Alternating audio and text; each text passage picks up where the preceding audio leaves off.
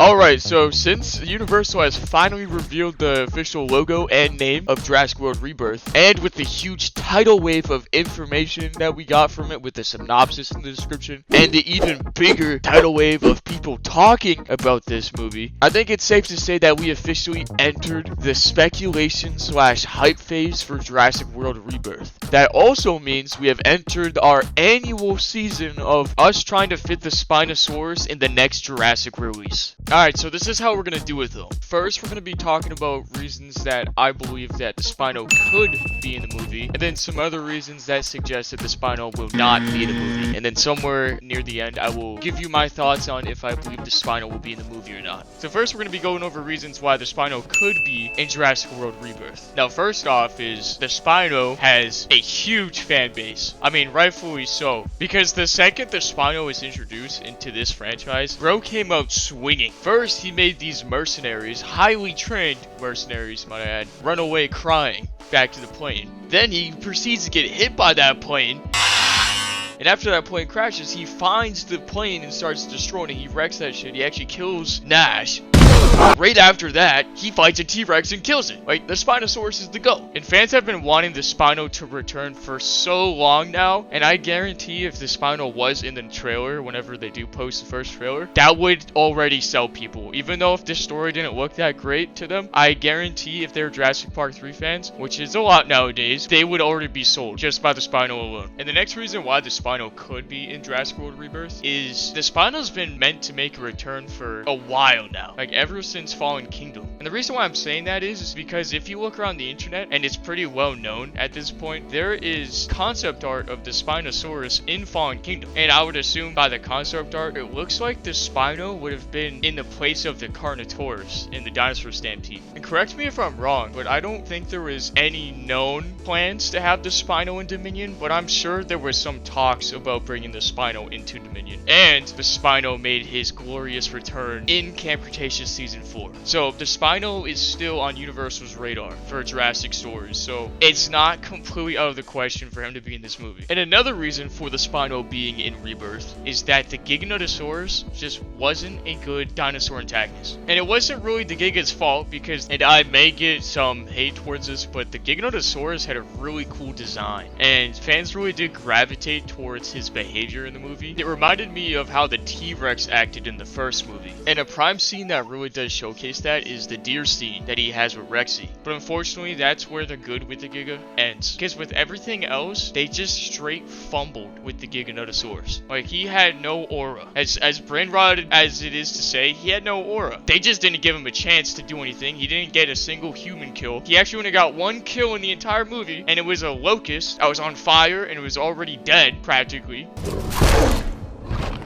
And then he just gets killed off near the end of the movie. Now, he always was gonna die, but his death just wasn't good. He just wasn't a good dinosaur antagonist, unfortunately. So I think that's where the Spino being reintroduced into Jurassic World Rebirth can do wonders. Because the Spino, bro's built different. He would be doing some crazy shenanigans in this movie. The Spinosaurus would be a huge apology to people who are let down by the Giganotosaurus. Okay, just one more small honorable mention theory that I got here for the Spino being in this movie is that if you look at the one picture with the dude with the flare, right? On the pole in the back, you can see that there's an InGen logo on that sign. Now, I know that doesn't automatically scream Spinosaurus, but if you look at part of the synopsis that's in the description for this movie, it says something along the lines of our characters are going to be uncovering some dark, sinister secret that's been buried. So I would assume that that is going to be something to do with InGen. So, if you want to try to connect all the dots here, and you really want the Spino to be in the movie, like I do, you would try to connect it to the amalgam testing. Because we know how much of a dark secret that is in the Jurassic World lore. And for everyone who doesn't know what the amalgam testing is, it is a project that InGen did illegally to go back to Isosorna and do more dinosaur cloning slash DNA splicing. That's why in Jurassic Park 3 would see the velociraptors with the quills. And all of the new dinosaurs that appears in Jurassic Park 3 are direct results of the amalgam testing. So with all of that, you already know what that means. Our main man of the hour, the Spinosaurus, is a direct result of the amalgam testing. And you know what? I'm gonna just show you a scene that explains it a little bit. How would you classify it, Billy?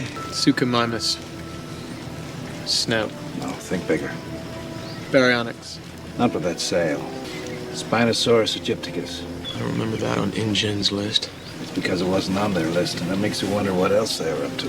And as you saw in that scene, Alan Grant was questioning what InGen was doing on Isla Sorna. And that very thing that Alan Grant was wondering what InGen was up to on Sorna was the amalgam testing. And also, that's why I'm pretty sure we see the lab in Jurassic Park 3 with those fetuses and all that. I'm like 95% sure the lab is connected to the amalgam testing. And if you're like me and you desperately want the Spino to be in the movie, you would connect all these dots together and just take a good huff of copium and say that this means that the Spinosaurus will be in Jurassic World Rebirth. But, you know, it's not really a strong theory, I would say. It's a lot of hoping. It's a lot of hoping this connects instead of this connects hard evidence, because it very well may connect to the amalgam testing with that dark secret that InGen hid, but it doesn't specifically say that InGen was responsible for that dark buried secret. Even though they most definitely are, it doesn't specifically say that. And also, the amalgam testing is so niche in the Jurassic community, even nicher to the mainline community, like the casual audience. So yeah, this is pretty weak, but it is something pointing towards a Spino in Jurassic World Rebirth. And finally, here we are on the reasons that point towards the Spino not being in Jurassic World Rebirth. Now, these reasons are not going to be as long as the other ones, because they're not as much fun to talk about, because it's kind of a bummer. It's like, oh yeah, the Spinosaurus isn't going to show up. So it's not wasting any time and just hop right into this.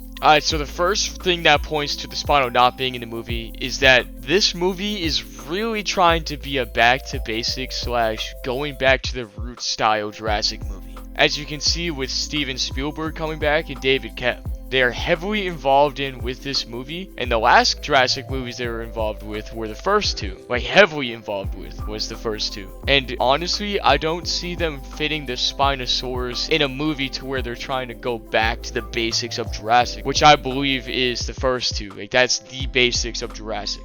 I truly do think the big bad carnivore for this movie is going to be the Tyrannosaurus Rex, because it's just a classic, and also fans have been missing when the T-Rex was more of a threat. Now, as much as I love Rexy, she just hasn't been much of a threatening presence in the Jurassic World movies, and fans really want that Lost World Jurassic Park T-Rex style back, and Rexy in the first movie style as well. So I would doubt that the Spinosaurus is in Universal's mind with this movie. Alright, and to end the video, we're going to be talking about the last reason that points to the Spino not being in Jurassic World Rebirth. Now, if you've been around the Jurassic side of the internet for a while, you have noticed that there has been some leaks of the Spinosaurus floating around on the internet, on Twitter, YouTube, whatever. And that's getting a lot of fans excited, and, you know, obviously it would, because we want to see the Spinosaurus back. But it seems that a lot of the leaks that are out for Rebirth right now are indeed fake. So I can 100% see a world to where the Spinosaurus is a part of those fake leaks. As much as it sucks to say, that would be such an incredibly good strategy to keep this movie from getting spoiled. Because having the Spinosaurus in a leak would get all the fans riled up and then focused on that leak. And then they would be completely ignoring the leak that isn't as appetizing, that doesn't have the Spinosaurus, which turns out to be true. Now, with all that being said, with all the stuff that points towards the Spino being in the movie, and then all the stuff that points against the Spino being in the movie, which is only two things, I am finally now going to tell you if I believe the Spino is going to be in Rebirth or not. And unfortunately, I'm going to say the Spino is not going to be in Rebirth. I don't think the Spino is going to be in Rebirth at all. And I know there's more points or more evidence that suggests that the Spino is going to be in Jurassic World Rebirth. But if you take the 2 points I just did say and you combine them with going back to basics, back to the roots of Jurassic, and the possibility that the Spino leaks are fake, I just don't see the Spino returning. I just don't. Not in this movie. I think if there is a trilogy that comes from Rebirth, we can see the Spino return in the next one or the third one. I think that's actually very likely to happen. But yeah, I guess unfortunately that's all I have to say. I wish I had like one more like groundbreaking theory that's like the Spino's gonna be in Rebirth confirmed, but I just don't, and this bums me out to talk about. So I'm just gonna end the video here. Hope you guys enjoyed this yapping session, and if you guys agree or disagree with me, let me know. And also, if you have some points that points towards the Spino being in this movie, let me know. Or some points that point against the Spino being in the movie, let me know, because I think it would be fun to read and have a conversation about. So,